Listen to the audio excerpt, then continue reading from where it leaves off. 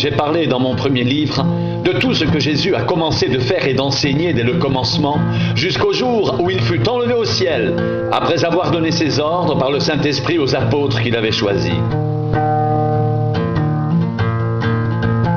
Après qu'il eut souffert, il leur apparut vivant et leur en donna plusieurs preuves, se montrant à eux pendant 40 jours et parlant des choses qui concernent le royaume de Dieu.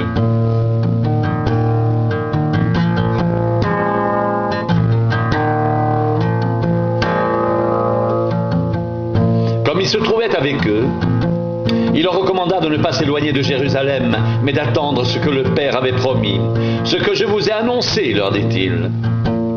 Car Jean a baptisé d'eau, mais vous, dans peu de jours, vous serez baptisés du Saint-Esprit. » Alors les apôtres, réunis, lui demandèrent, « Seigneur, est-ce en ce temps que tu rétabliras le royaume d'Israël ?» Il leur répondit, « Ce n'est pas à vous de connaître les temps ou les moments que le Père a fixés de sa propre autorité.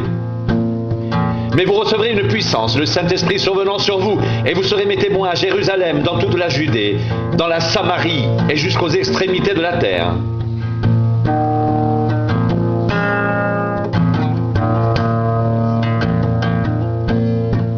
Après avoir dit cela, il fut enlevé pendant qu'ils le regardaient, et une nuée le déroba à leurs yeux. Et comme ils avaient les regards fixés vers le ciel, pendant qu'ils s'en allaient, voici, deux hommes vêtus de blanc leur apparurent et dirent, « Hommes galiléens, pourquoi vous arrêtez-vous à regarder au ciel?